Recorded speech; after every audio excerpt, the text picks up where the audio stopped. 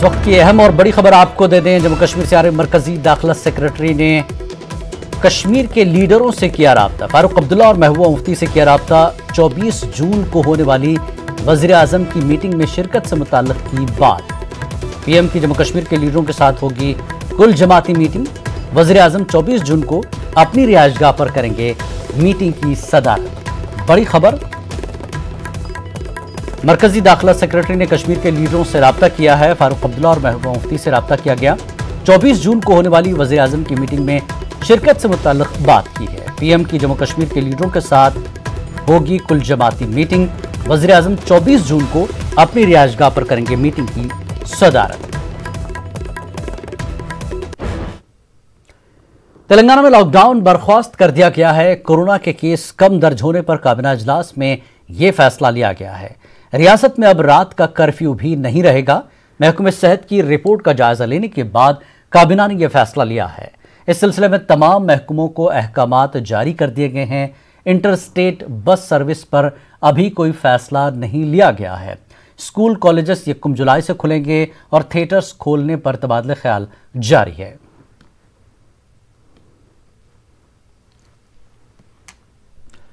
नौ सालों के बाद आखिरकार वो बेटा वापस आया जिसके इंतजार में मां बाप की आंखें पथरा गई थीं।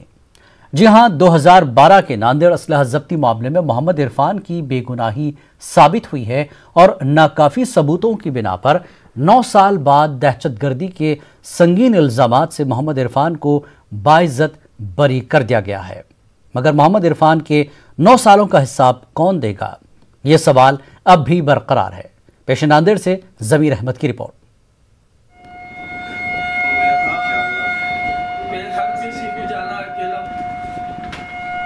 नांदेड़ असलहा जब्ती मामले में नाकर्दा गुनाहों की सजा पाने वाले मोहम्मद इरफान की बेगुनाही साबित होने में 9 साल लग गए। 9 साल के बाद जब इरफान अपने घर पहुंचे तो जाहिर सी बात है कि हर तरफ खुशी का माहौल देखा गया। इरफान की वालिदा भी अपने लख्ते जिगर को गले से लगाकर सुकून महसूस कर रही हैं। उनकी आंखों में आंसू हैं, लेकिन खुशियों के आंसू हैं। मोहम्मद इरफान की गिरफ्तारी कैसे हुई, इसके बारे में खुद मोहम्मद इरफान की ज़बानी सुनिए। तो मेरे को समझ में नहीं आया कि आखिर बात क्या है। तो फिर मैं हमारे घर वालों को फ़ोन किया, फिर कुछ दोस्त वगैरह, तो फिर हम जो मिलकर ऑफिस में गए उधर, वहाँ जाके बात की तो वो लोग कुछ बोले नहीं। घर वालों सीधा बाहर हो गए और मुझे अंदर पकड़ के बिठा दिए। अब बिठा के मेरे से सिर्फ पूछताछ, यानी तुम क्या करने वाले थे, कहाँ गए थे, क्या कर रहे थे, जी ऐसी चीज़ पूछी जो मैं जानता ही नहीं। फिर मेरे को सीधा बिठा के एक कमरे में फिर रात में 9 बजे निकाले और लेकर चले गए औरंगाबाद। यानी सिर्फ एक SMS यानी एक व्हाट्सएप के ऊपर मैं अपनी अरेस्टिंग दिया था। हो सकता तो मैं वहीं से भाग सकता था, मगर मेरे को मालूम मैं बेगुनाह हूँ, तो मैं खुद होट के कोर्ट के अंदर अपनी अरेस्टिंग दिया हूँ, खुद एप्लीकेशन किया हूँ। मोहम्मद इरफान नांदेड़ में अपनी बैटरी और इन्वर्टर की दुकान चलाया करते थे। इस दौरान अचानक एक दिन ATS की टीम आई और उन्हें हिरासत में ले लिया और फिर वहां से सीधे औरंगाबाद ले जाया गया। पुलिस तहवील में निहायत सख्ती की गई। नाकाबिले बयान अजियतें मोहम्मद इरफान को दी गई। अजीब अजीब सवालात किए गए। मोहम्मद इरफान को एक दहशतगर्द तक बताने की कोशिश की गई। उन पर निहायत संगीन दफात के तहत मुकदमा दर्ज किया गया। जिस तरह से चार्जशीट में ये डाले, इससे मालूम होता है कि इनका कहना था कि हम किसी को मारने की प्लानिंग बनाए हैं या फिर मारने वाले हैं, और कुछ जैसा इसमें आर्म्स एक्ट भी डाला गया हम पर, जो हम पर नहीं था। और दूसरी बहुत सी कॉन्फ्रेंसी वगैरह बताई गई है, ऐसी कॉन्फ्रेंसी जिसके अंदर मैं था भी नहीं। एक तो हमको बहुत बड़ा शौक पहुंच गया था, उस टाइम पे एकदम धक्का पहुंच गया था, ये चीज़ में ये बच्चा है ही नहीं।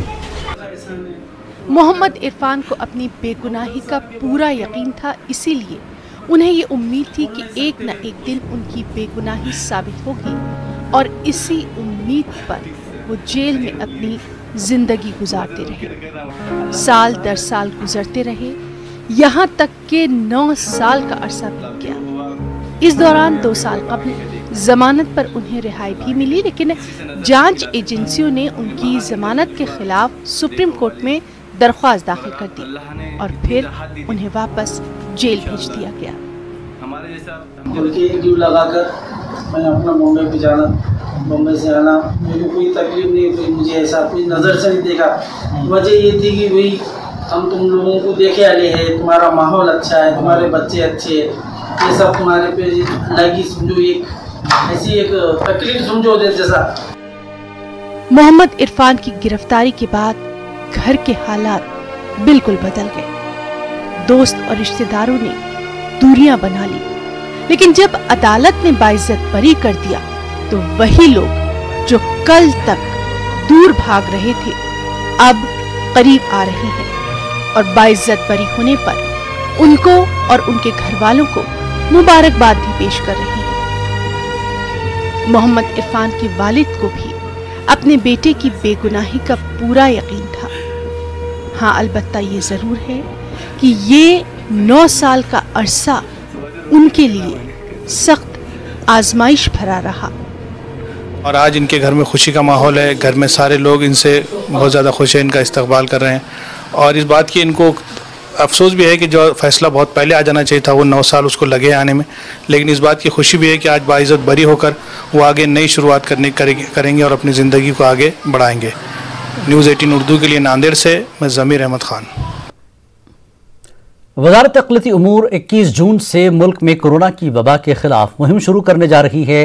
मुख्तलिफ समाजी तंजीमें, तालीमी इदारे, सेल्फ हेल्प ग्रुप्स, ख़वातीन के खुद मुख्तार ग्रुप्स वैक्सीनेशन मुहिम में शामिल होंगे। इस मुहिम में मुख्तलिफ मजहबी, मुआशरती, सकाफती, तालीमी और तिब्बी और साइंस और दीगर शोबों, स्ट्रीट ड्रामा वगैरह के नामवर अफराद के पैगामात के जरिए मुस्बत पैगाम दिया जाएगा।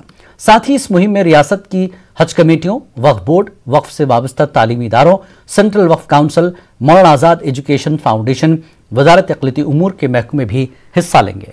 मुख्तलिफ ईसाई और बुद्ध मजहबी ग्रुप, फिल्म टेलीविज़न के शोबे से वाबस्ता शख्सियात वगैरह लोगों में वैक्सीनेशन के बारे में आगाही का मौसर पैगाम देंगे। मुंबई के मारूफ तालीमी इदारे रिजवी एजुकेशन सोसाइटी की जानिब से मुंबई पुलिस एहलकारों और उनके खानदान को मुफ्त में कोरोना वैक्सीन फराहम की गई। पुलिस अफसरान के बाद आम लोगों के लिए वैक्सीनेशन फराहम करने का सिलसिला शुरू किया जाएगा। बात की बेहद तारीफ की। बिल्कुल, मैंने तो पहले ही कहा कि मैं काफ़ी थैंकफुल हूँ इनको। मैंने अभी ऊपर भी देखा, इनका काम एजुकेशन फील्ड में तो बहुत ही उल्लेखनीय है। अगर आप इनकी लाइब्रेरी देखो, इनकी कॉलेज देखो, जितने बच्चों को इन्होंने पढ़ाया है, इनकी स्कॉलरशिप तो वो तो है ही, लेकिन जब ऐसे कामों में ऐसे ट्रस्ट आगे आते हैं, डॉक्टर रिजी साहब आगे आते हैं, तो ऑफकोर्स इम्पैक्ट बड़ा होता है। बहुत अच्छा है। रिजवी कॉलेज का थैंक्स पहले, क्योंकि पुलिस फैमिली के लिए उन्होंने ये सब अरेंजमेंट किया है, और ओनली फॉर पुलिस। और जो हम लोग ड्यूटी करते हैं तो घर पे जाते हैं तो फिर थोड़ा सा हमको डर लगता था कि, लेकिन अभी जब बच्चे मेरे अभी वैक्सीनेट हो गया तो कोई अभी डर नहीं है। क्या आपने वैक्सीन लिया है रिजवी कॉलेज में? Finally I am vaccinated. मुझे बहुत अच्छा लगा क्योंकि मैं अभी कोरोना की इस पैंडेमिक सिचुएशन में मैंने वैक्सीन ले लिया। रिजवी एजुकेशन सोसाइटी के रूही रवा अख्तर हसन रिजवी के मरहूम फर्जंद साकिब हसन रिजवी की यौम वफात की मुनासिबत से रिजवी एजुकेशन सोसाइटी ने इस फ्री वैक्सीनेशन कैंप का इनेकाद किया। पुलिस अफसरान और उनके अहले खाना की वैक्सीनेशन के बाद ये कैंप आम लोगों के लिए भी जारी रहेगा। इस कैंप में कुल 3000 अफराद को मुफ्त में वैक्सीन फराहम की जाएगी।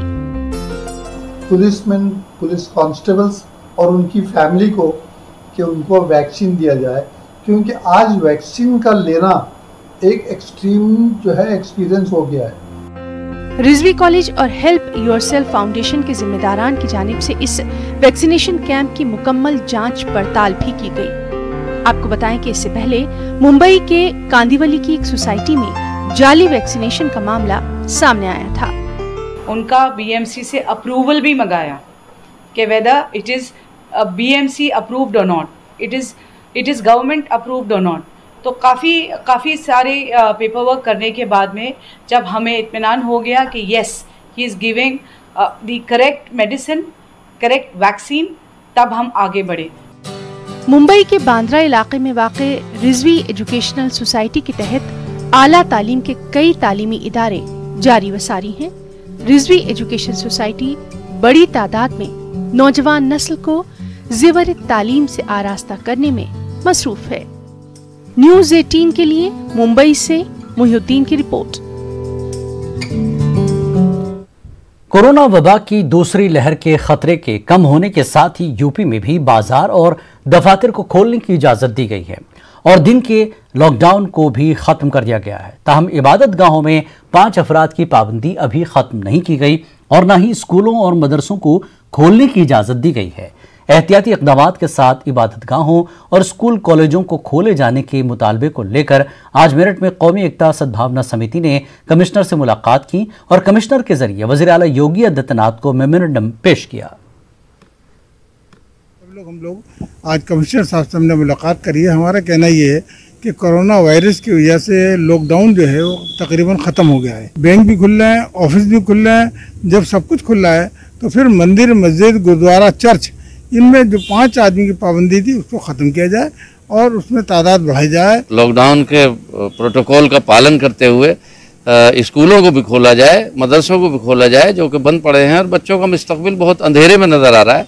2 साल हो गए परेशान बच्चे घर में हैं, बच्चे पढ़ नहीं पा रहे हैं। ऑनलाइन क्लासेस भले ही चल रही हैं लेकिन उससे वो नाकाफ़ी है। इसलिए गुजारिश की है हमने सरकार से, कमिश्नर साहब के माध्यम से, तो वहाँ तक बात पहुँचाई जाए और उस पर हमारी मांग को पूरा किया जाए। जितनी भी जीवन की जितनी भी कोविड की प्रोटोकॉल्स हैं उनका पालन करते हुए यदि धार्मिक स्थलों को जो अनुमति 5 लोगों की यदि उसे भी कुछ बढ़ाया जाए तो मेरे हिसाब से अब थोड़ा सा बेहतर है। लेकिन जितने भी प्रोटोकॉल हैं उनका भी नियम पालन सभी लोग करें।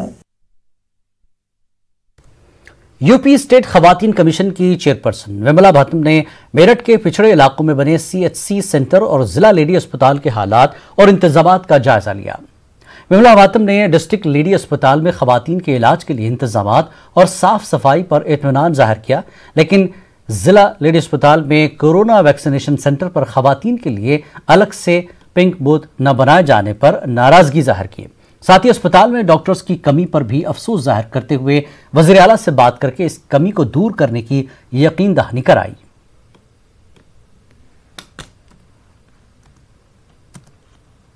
आज हम मेरठ स्पेशली आए थे इसलिए क्योंकि हमें जिला महिला अस्पताल का निरीक्षण करना था कि और 2 हमने एक PSC देखी है, प्राइमरी हेल्थ सेंटर, और एक सामुदायिक हेल्थ सेंटर देखा है। महिला जिला अस्पताल में सुविधाएं सारी। मध्य प्रदेश में उर्दू स्कूल और उर्दू असातिज़ा की तकर्रुरी के मसाइल को लेकर भोपाल में जमीयत उलमा हिंद के ज़ेर-ए-एहतमाम मीटिंग का इनेकाद किया गया। भोपाल में मुनक्कदा मीटिंग में उर्दू के दानिशवरों के साथ माहिरीन तालीम और समाजी कारकुनान ने शिरकत की और मध्य प्रदेश के स्कूलों में उर्दू असातिज़ा की तकर्रुरी के मुतालबे के साथ उर्दू तलबा के लिए किताबों की फरहमी को लेकर रियासतगीर सतह पर तहरीक चलाने का फैसला किया गया। मध्य प्रदेश में उर्दू असातिज़ा की तकर्रुरी और उर्दू तलबा के मसाइल को लेकर हमारे नुमाइंदे महताब आलम ने समाजी तंजीमों से खास बातचीत की है। मध्य प्रदेश हुकूमत के ज़रिया वज़रा कमेटी बनाने जाने के बाद मध्य प्रदेश में उर्दू असातिज़ा की तकर्रुरी का मुतालबा हो, उर्दू स्कूलों में किताबों की फराहमी के मामले ज़ोर पकड़ता जा रहा है। भोपाल में आज जमीयत उलमा के बैनर तले समाजी तंजीमों की मीटिंग हुई। इस वक्त हमारे साथ जिम्मेदारान मौजूद हैं, उनसे पूछते हैं ये हाजी साहब आज मीटिंग जो आप लोगों ने की उसमें क्या तय किया गया? उर्दू को लेकर एक वजारती कमेटी बनाई गई है टीचर्स के लिए, जो स्कूलों में जो टीचर्स की कमी है उसके लिए। तो हम ये चाहते हैं कि उर्दू टीचर्स की तकर्रुरी अरसे दराज से नहीं हुई है। हाई स्कूल में, हायर सेकेंडरी में, प्राइमरी में, यूनिवर्सिटी में, कॉलेज लेवल में कहीं भी जो है उर्दू टीचर जो है बराबर तकर्रुरी नहीं हुई है। तो हम मांग करते हैं कि मध्य प्रदेश में जो वजारत कमेटी है वो इस पर गौर करे। हम लोगों की सबसे पहले मांग तो यही है कि उर्दू की जो टीचर्स हैं उनकी जो भर्ती होना है वो मुकम्मल की जाए। उसके बाद उर्दू में सबसे बड़ी दिक्कत ये आती है कि अगर कोई बच्चा एडमिशन ले भी लेता है तो उसको किताबें जो है मार्केट में अवेलेबल नहीं होती है।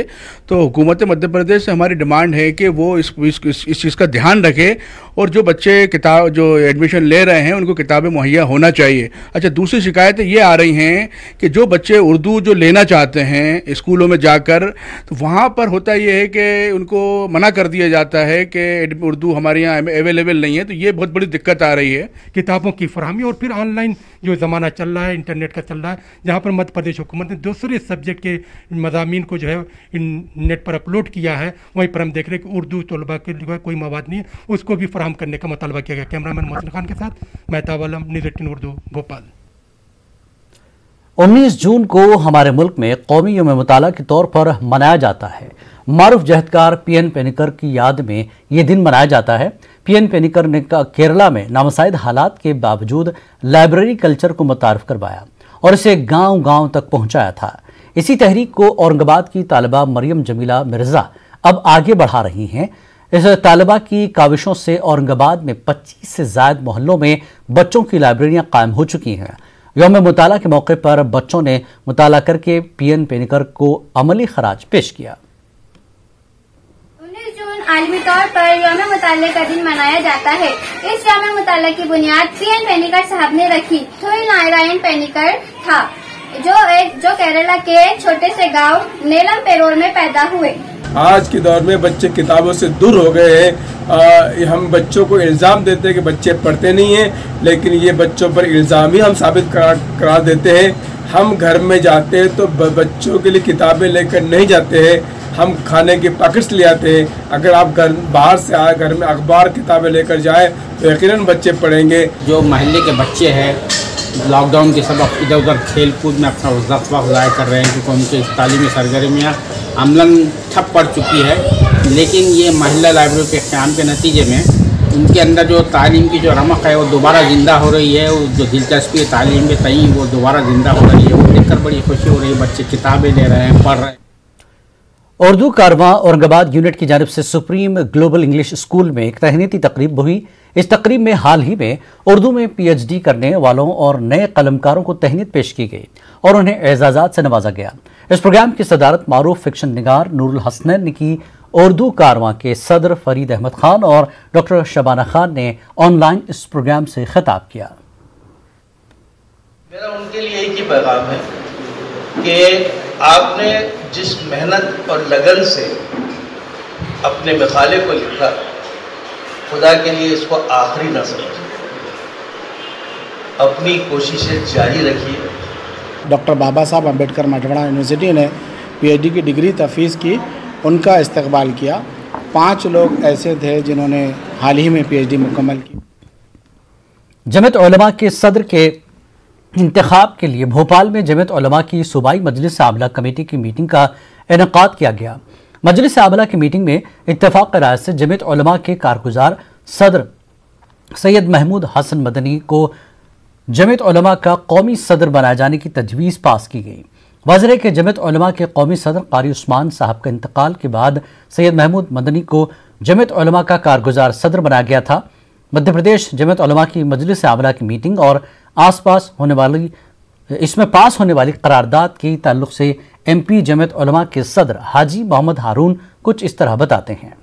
अल्हम्दुलिल्लाह मध्य प्रदेश के सूबाई मजलिस आमिला की जनिब से हज़रत मौलाना सैयद महमूद असद मदनी साहब को मुस्तकिल सदारत के लिए नाम की सिफारिश मध्य प्रदेश जमीयत उलमा की तरफ से की गई।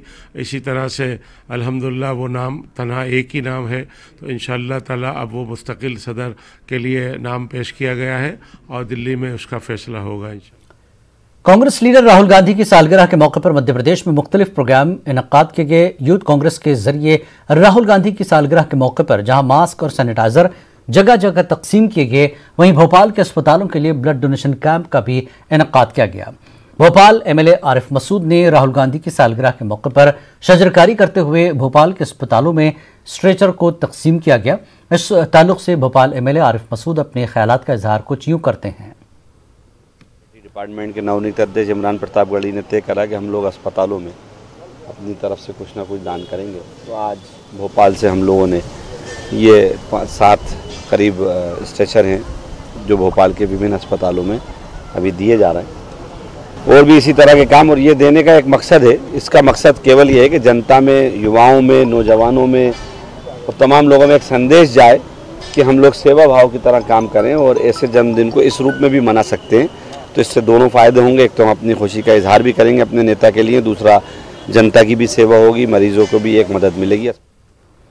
कर्नाटक प्रदेश कांग्रेस कमेटी के अक़लियती शोबे ने आज राहुल गांधी का जन्मदिन मनाया। बेंगलुरु के सेंट जॉन और जयदेवा अस्पताल में मरीजों में फल तकसीम करते हुए अपने लीडर की सालगिरह मनाई गई।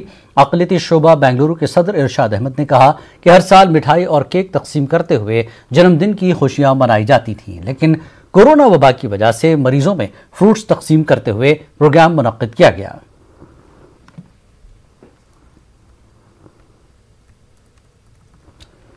न डरिए न डराइए, सच जानिए और वही बताइए। प्लीज अफवाह मत फैलाइए, वैक्सीन ही है संजीवनी, इसे अपनाइए। और यही काम कर रहा है नेटवर्क की टीम, जो फेडरल बैंक के साथ मिलकर वैक्सीनेशन को लेकर बेदारी मुहिम चला रहा है, जिसका नाम है संजीवनी ए शॉट ऑफ लाइफ, और काम है बेदारी के जरिए कोरोना को मात देना।